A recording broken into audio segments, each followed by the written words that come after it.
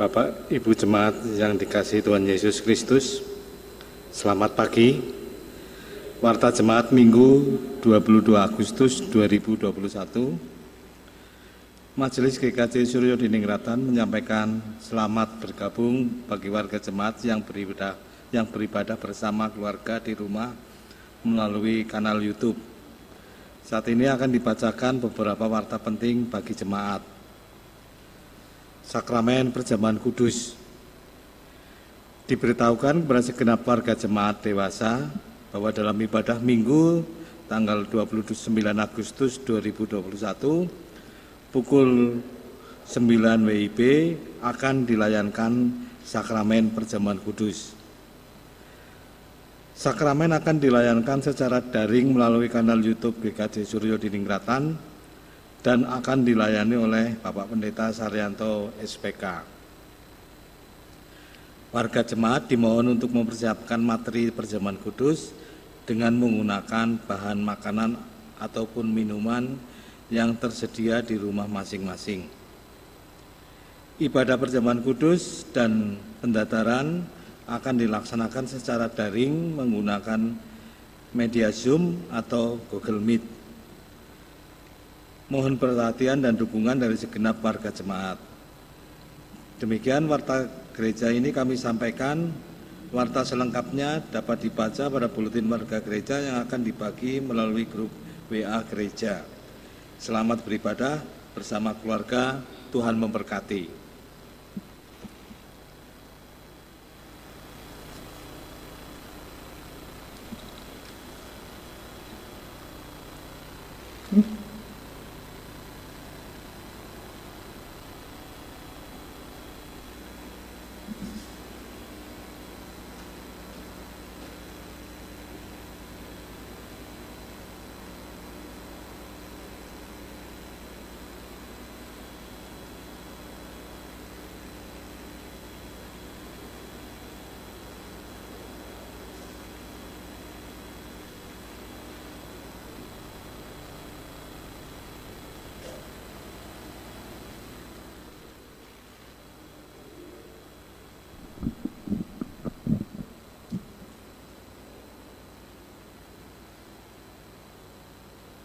Jemaat yang terkasih, mari saat ini kita datang menghadap hadirat-Nya dengan penuh sukacita.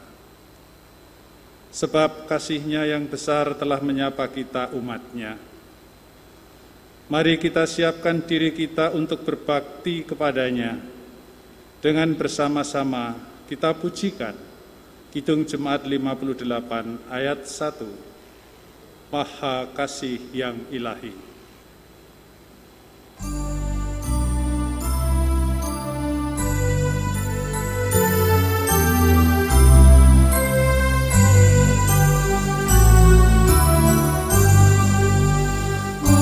Maha Kasih yang Ilahi, nikmat surga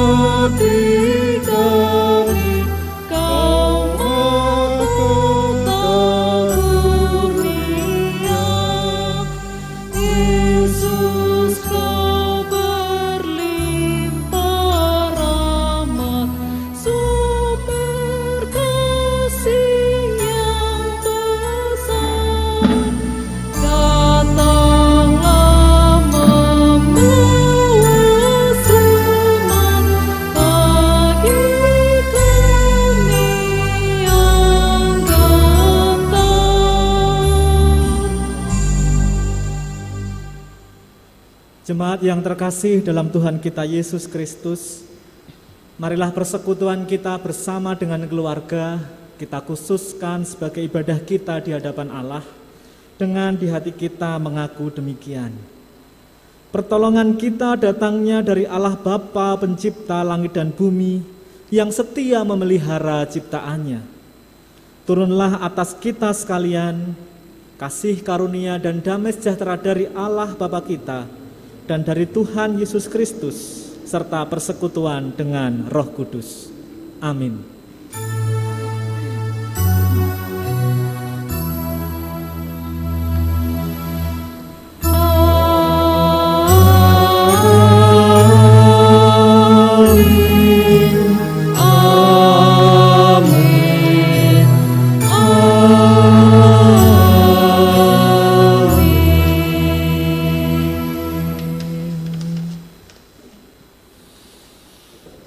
Jemaat yang dikasihi Tuhan, hari demi hari kita lalui, dan di dalam kita menjalani hari, tentu kita pernah melakukan hal-hal yang tidak berkenan di hadapan Tuhan.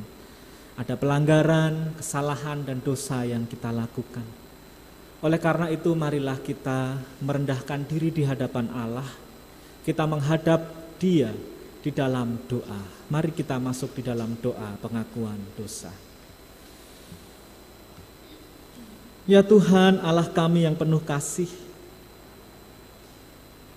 Engkau mengajarkan kami untuk mengikut-Mu, memikul salib-Mu.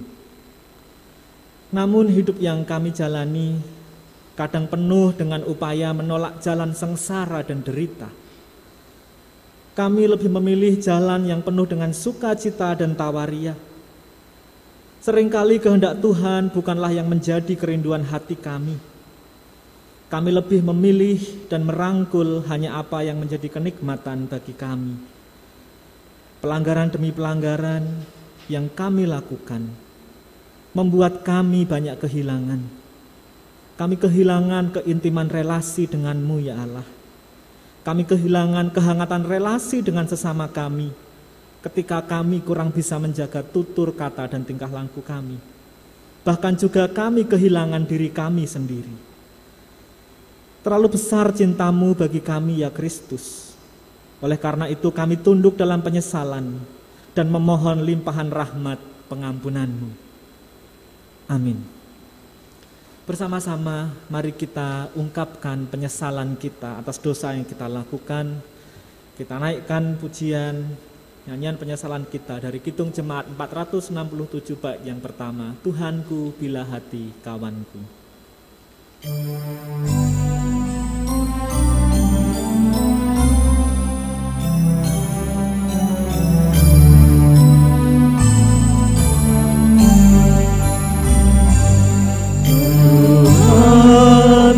Bila hati kawanku terluka oleh tingkah ujarku, dan kehendakku jadi pandurku, ampunilah.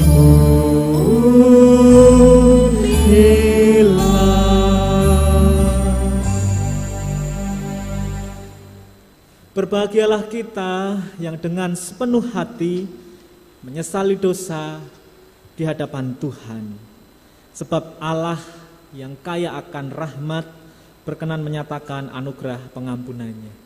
Berita anugerah bersama-sama kita akan terima dari kitab Mazmur pasal 86 ayat ke-5. Sebab Engkau ya Tuhan baik dan suka mengampuni dan berlimpah kasih setia bagi semua orang yang berseru kepadamu.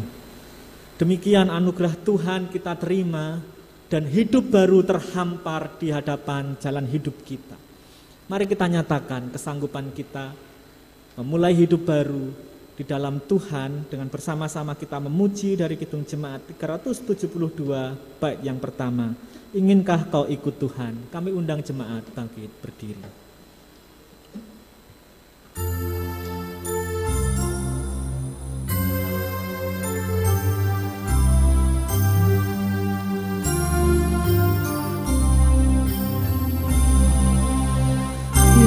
Inginkah kau ikut Tuhan, pikul salib, jangan bimbang, jangan sungkan, ikut kami. Ikulah salibmu,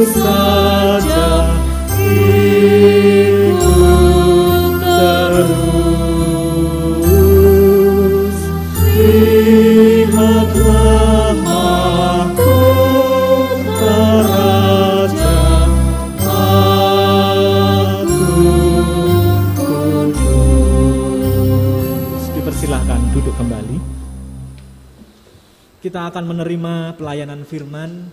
Oleh karena itu mari mohon pertolongan Tuhan di dalam doa. Kita satukan hati, kita berdoa. Inilah Tuhan kerinduan kami untuk mengikut Engkau dan memikul salib yang Engkau percayakan bagi kami masing-masing. Biarlah Tuhan kami boleh memikul salib yang Engkau karuniakan atas kami, bukan dengan hati yang bimbang tetapi dengan hati yang mantap. Oleh karena itu biarlah saat ini kami diteguhkan oleh sapaan firman-Mu. Kami merindukan Engkau menyatakan kehendak-Mu atas kami. Oleh karena itu berkenanlah Roh Kudus memimpin kami, memberikan kepada kami hikmat sehingga kami dapat memahami kerinduan hati Tuhan. Di dalam nama Tuhan kami Yesus Kristus, kami memohon berkat Tuhan untuk mendengarkan firman. Dalam nama Tuhan Yesus. Amin. Ibu bapak, saudari dan saudara yang dikasihi Allah, kita bersama-sama akan merenungkan firman Tuhan dengan didasari pembacaan dari Injil Yesus Kristus menurut Yohanes, yaitu Injil Yohanes pasal 6 ayat 60 sampai dengan 66. Injil Yohanes pasal 6 ayat 60 sampai dengan 66 saya akan membacakan bagi kita sekalian. Sesudah mendengar semuanya itu, banyak dari murid-murid Yesus yang berkata, "Perkataan ini keras, siapakah yang sanggup mendengarkannya?" Yesus yang di dalam hatinya tahu bahwa murid-muridnya bersungut-sungut tentang hal itu, berkata kepada mereka, "Adakah perkataan itu menggoncangkan imanmu? Dan bagaimanakah jikalau kamu melihat Anak Manusia naik ke tempat di mana ia sebelumnya berada? Rohlah yang memberi hidup, daging sama sekali tidak berguna. Perkataan-perkataan yang kukatakan kepadamu adalah roh dan hidup. Tetapi di antaramu ada yang tidak percaya." Sebab Yesus tahu dari semula siapa yang tidak percaya dan siapa yang akan menyerahkan dia. Lalu ia berkata, "Sebab itu telah kukatakan kepadamu, tidak ada seorang pun dapat datang kepadaku kalau Bapa tidak mengaruniakannya kepadanya." Mulai dari waktu itu, banyak murid-muridnya mengundurkan diri dan tidak lagi mengikut dia. Demikian pembacaan Alkitab. Berbahagialah kita yang mendengarkan sabda Tuhan dan yang memeliharanya. Haleluya. Haleluya, haleluya, haleluya, amin.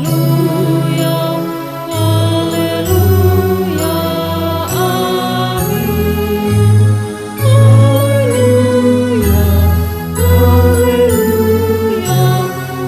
haleluya, haleluya, amin.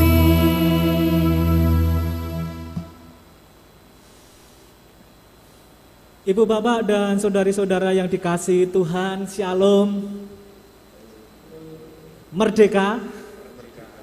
Ya, kita masih di bulan Agustus, momentum hari kemerdekaan Republik Indonesia masih kita rasakan. Dan salam merdeka bagi kita sekalian. Harapannya kita semua bisa merdeka dari pandemi COVID-19 ini. Kita merdeka dari kekhawatiran, dari ketakutan. Kita merdeka dari ancaman sakit penyakit. Kita juga menjadi pribadi yang merdeka dari dosa. Begitu ya harapan kita Bapak Ibu sekalian.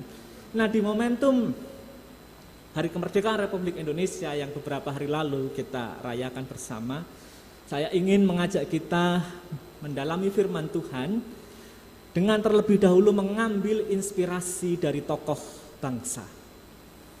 Bapak Ibu yang dikasihi Tuhan, kita tahu sepasang proklamator kemerdekaan Republik Indonesia, yaitu Soekarno-Hatta, Bung Karno dan Bung Hatta. Kita melihatnya sebagai sepasang tokoh bangsa yang begitu akrab satu sama lain, begitu rukun, selalu disebut bersama di mana-mana, bahkan digambarkan bersama di pecahan mata uang tertinggi di negara kita, 100.000 rupiah. Tetapi tahukah Bapak Ibu yang dikasihi Tuhan, jikalau kita benar-benar mendalami sejarah, ternyata kedua tokoh bangsa itu tidak selalu saling sepakat. Mereka bahkan bisa saling bertentangan dengan tajam. Bung Hatta dan Bung Karno memiliki idealisme politik yang bisa begitu berbeda satu sama lain. Apa misalnya? Soal apa ya bentuk negara yang akan pas bagi bangsa kita ketika nanti merdeka, begitu. Itu detik-detik sebelum proklamasi dalam sidang BPUPKI. Bung Karno memilih bahwa nanti bangsa kita sebaiknya menjadi bangsa kesatuan, negara kesatuan. Mungkin dipengaruhi oleh latar belakang Bung Karno sebagai seorang Jawa begitu ya, ataupun seorang aristokrat, sehingga lebih suka dengan bentuk negara kesatuan begitu, mirip-mirip kerajaan begitu, kesatuan. Tapi Bung Hatta yang sudah bertahun-tahun menempuh pendidikan di Eropa dan belajar tentang sistem pemerintahan yang lebih modern, merasa, negara maju ke depan kita harus visioner, kita bentuk negara federal saja. Karena banyak negara-negara besar memilih bentuk negara federal dalam tata kelolanya. Berdebat terus, dan kemudian akhirnya yang menang voting adalah yang diusulkan oleh Bung Karno. Berdebat sangat tajam. Bukan hanya soal bentuk negara, soal wilayah mana yang akan dijadikan bagian dari negara Indonesia, mereka pun berdebat. Bagi Bung Hatta, yang jadi wilayah negara Indonesia cukuplah wilayah yang saat itu menjadi jajahan Hindia Belanda. Cukup.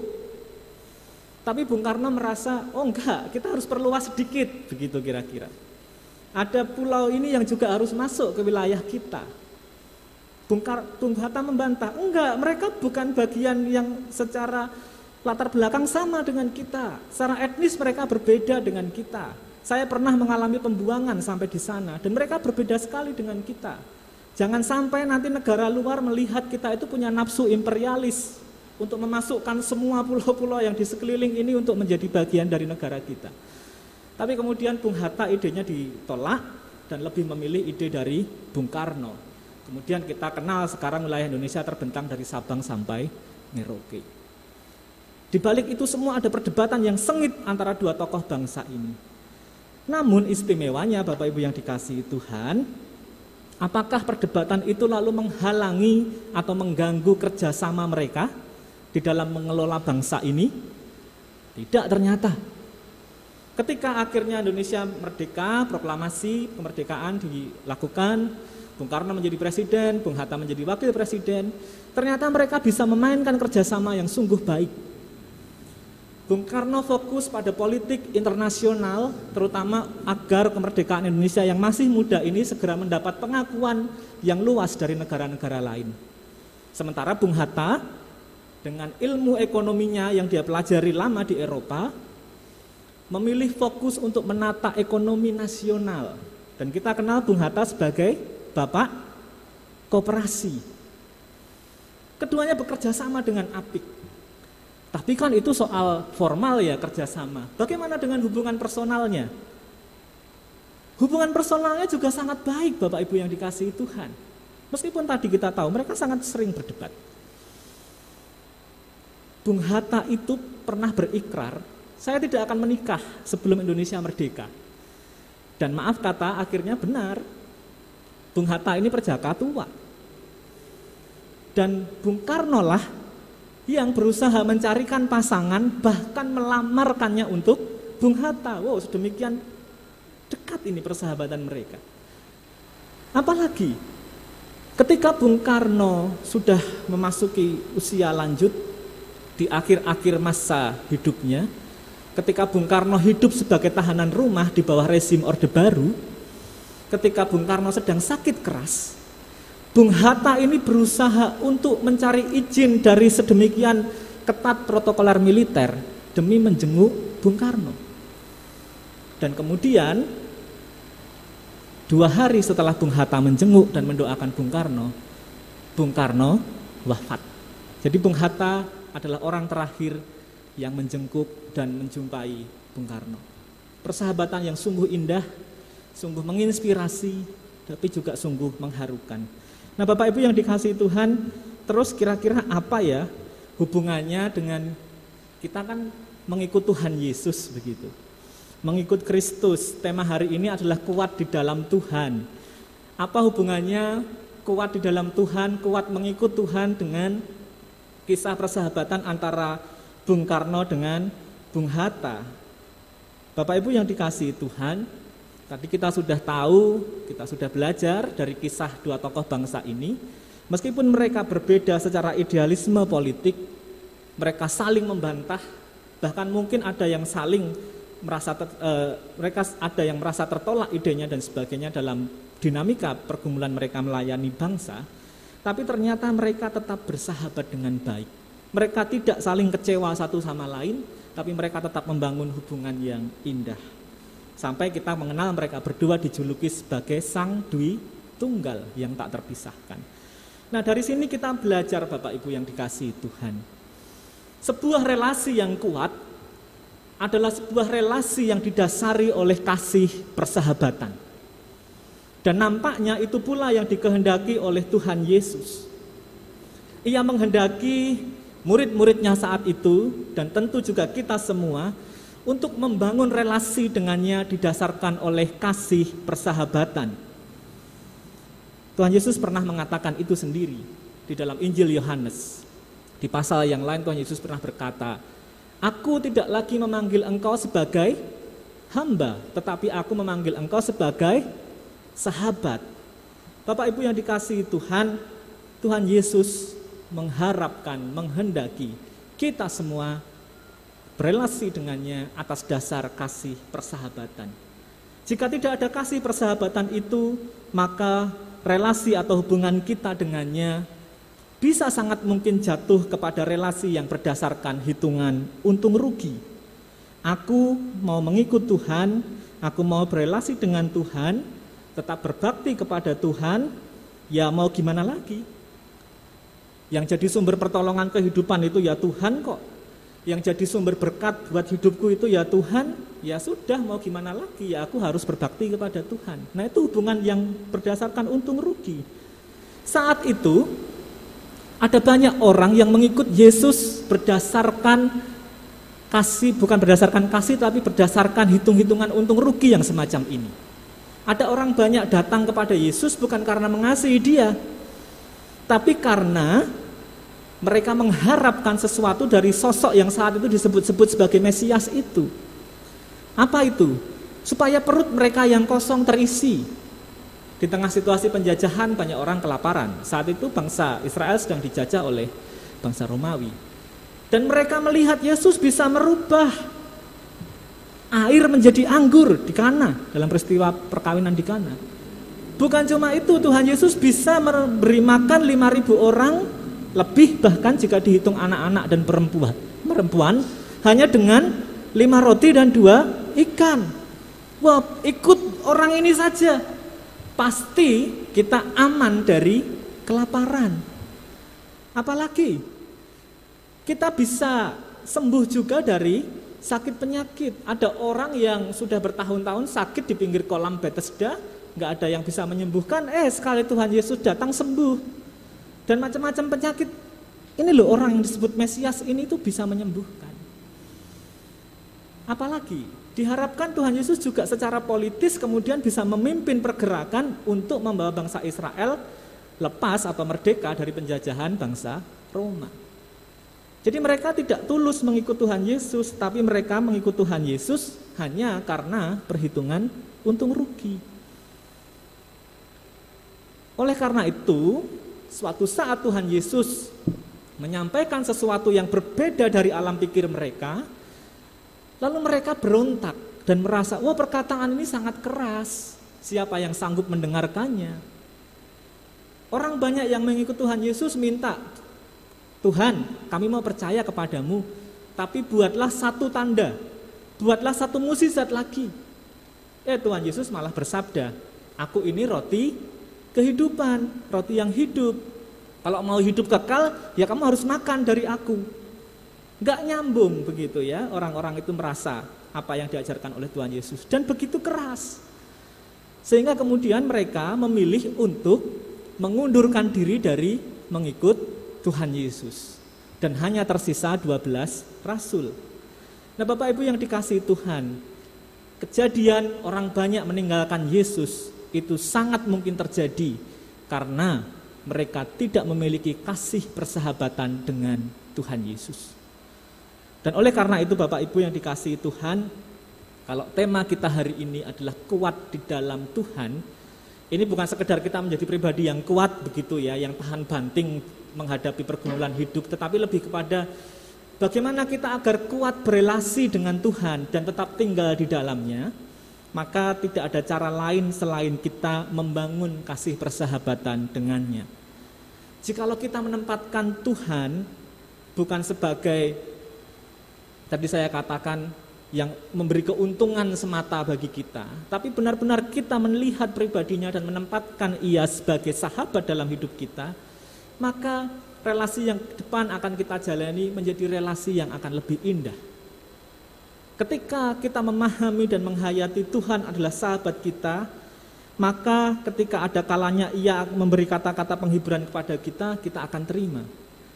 Sebaliknya ketika Ia memberikan kata-kata keras yang menegur kita, kita pun juga akan terima sama sukacitanya ketika Ia memberi penghiburan kepada kita. Kenapa? Karena Ia sahabat kita. Ketika rencana yang kita miliki, kemudian Tuhan setujui dan Tuhan berkati, kita bersuka cita. Wah, sahabatku menyetujui rencanaku. Namun ada kalanya apa yang menjadi rencana kita, Tuhan tolak dan Tuhan tidak berkati. Tuhan ganti dengan rencananya. Kita pun juga harusnya bersuka cita, bukan justru kecewa. Karena apa? Karena kita percaya Dia sahabat yang lebih tahu apa yang terbaik buat hidup kita.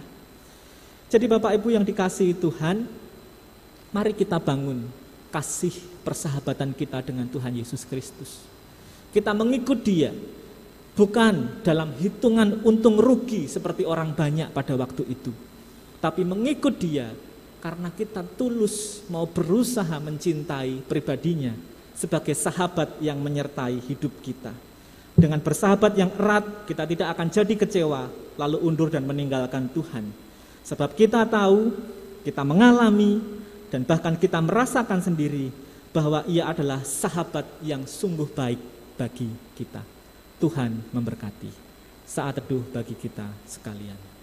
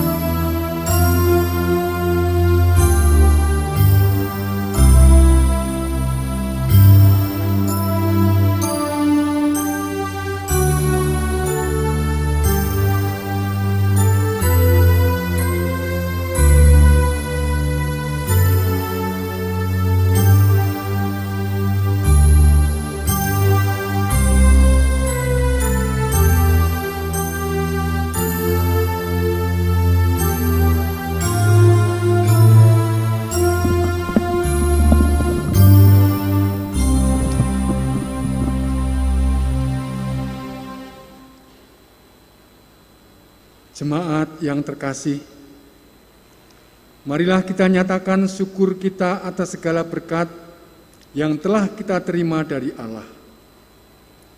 Bersama-sama kita akan mengumpulkan persembahan yang didasari firman Tuhan dari Mazmur 50, bait yang ke-23. Siapakah yang mempersembahkan syukur sebagai korban? Ia memuliakan aku. Siapa yang jujur jalannya, keselamatan yang dari Allah akan kuperlihatkan kepadanya.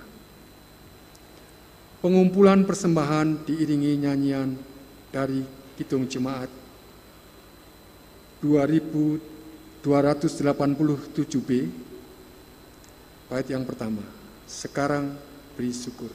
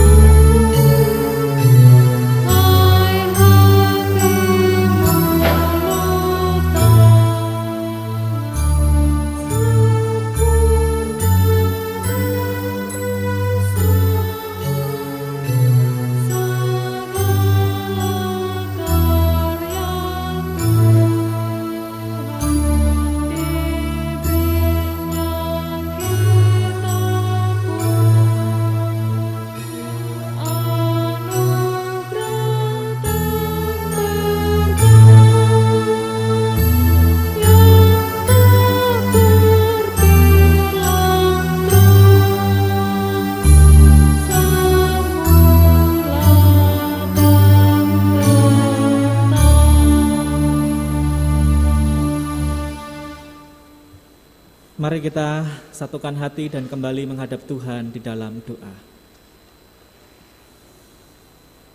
Allah Bapa kami yang berkarya mengasihi kami di dalam Tuhan kami Yesus Kristus, izinkan kami datang kepadamu Tuhan, pertama-tama mengakui segala pelanggaran dan dosa kami. Ketika kami belum menempatkan Engkau sebagaimana mestinya di dalam kehidupan kami.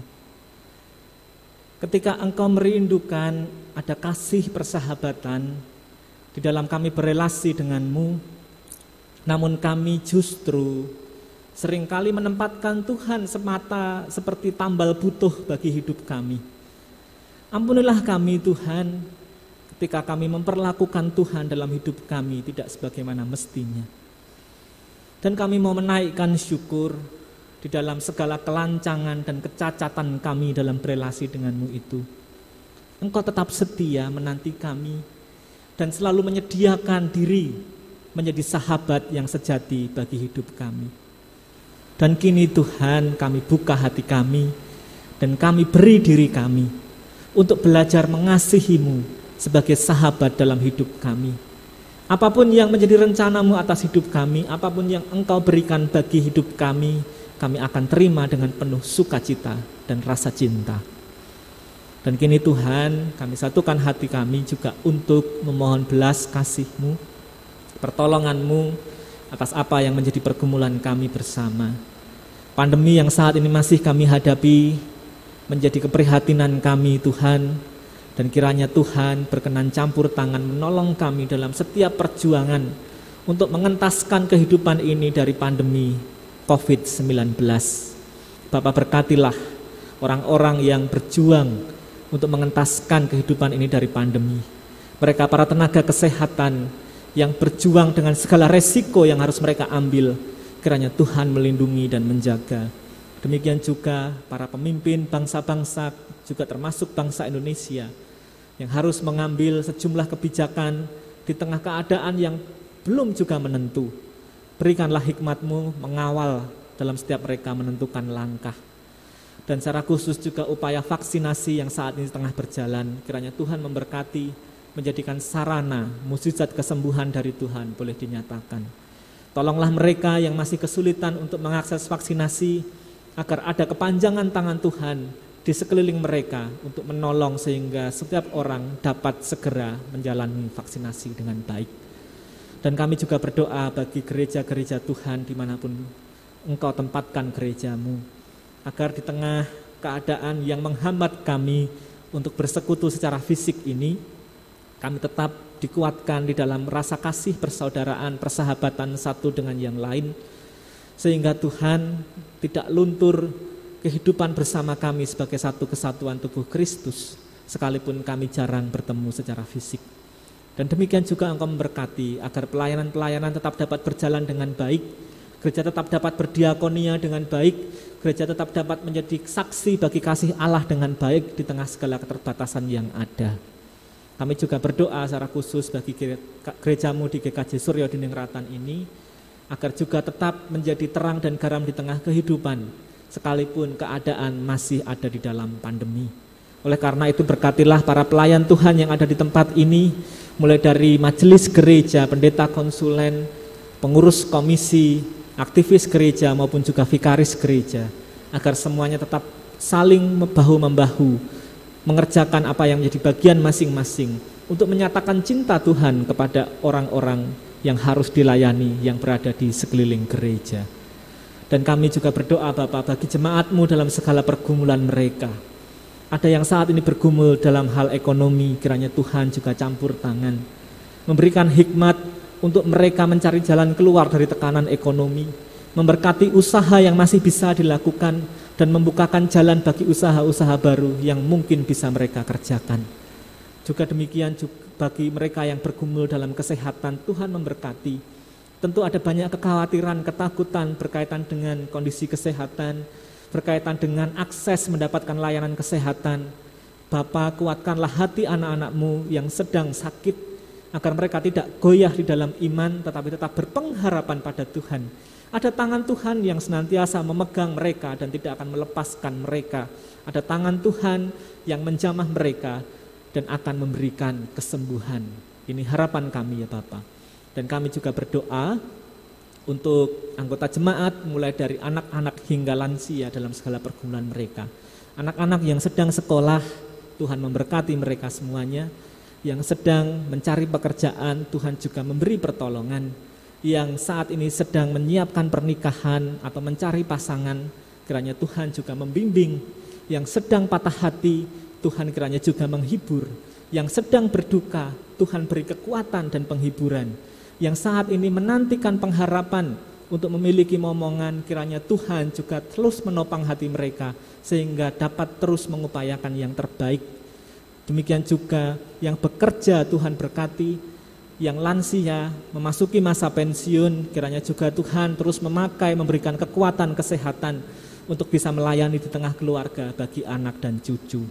Terima kasih ya Bapa, kami saat ini juga bersyukur atas berkat-Mu, di tengah keluarga kami boleh mengumpulkan persembahan. Berkenanlah Engkau menerima, menyucikan dan memakai persembahan kami yang tak seberapa ini, agar persembahan ini Tuhan dapat menjadi sarana memberdayakan kehidupan pelayanan di gereja-Mu. Terima kasih ya Bapa, kami naikkan semua doa kami ini di dalam nama Tuhan kami Yesus Kristus, sahabat kami yang sejati, yang telah mengajarkan kepada kami doa Bapa kami. Bapa kami yang di surga, dikuduskanlah nama-Mu, datanglah kerajaan-Mu, jadilah kehendak-Mu di bumi seperti di surga.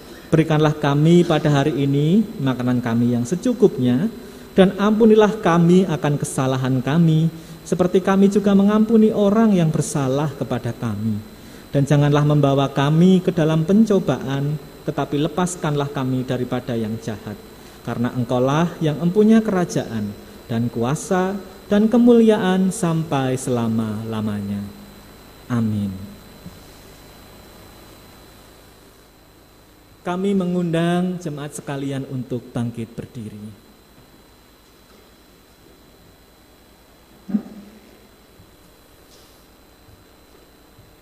Dengan sikap sempurna, marilah kita meneguhkan kembali apa yang kita imani tentang karya penyelamatan Allah, dan juga menghayati persekutuan kita dengan gereja-gereja di sepanjang sejarah penyelamatan Allah. Bersama-sama kita mengikrarkan pengakuan iman rasuli. Aku percaya kepada Allah Bapa yang Maha Kuasa, Khalik langit dan bumi, dan kepada Yesus Kristus, anaknya yang tunggal Tuhan kita, yang dikandung daripada Roh Kudus, lahir dari anak darah Maria, yang menderita di bawah pemerintahan Pontius Pilatus, disalibkan, mati dan dikuburkan, turun ke dalam kerajaan maut.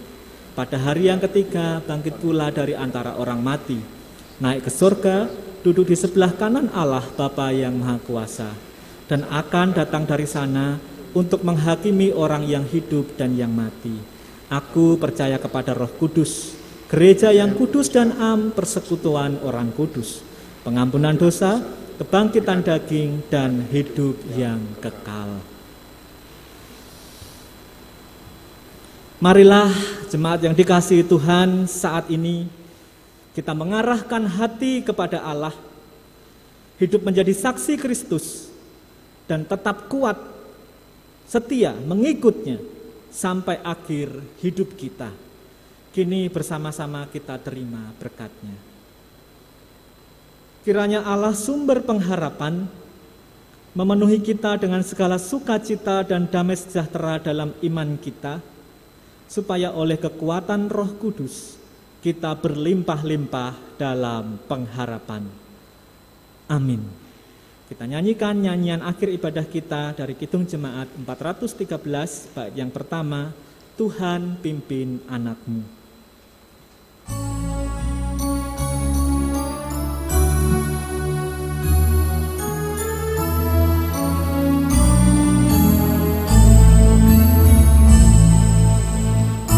Tuhan pimpin anakmu, agar tidak tersesat, akan jauhlah seterusnya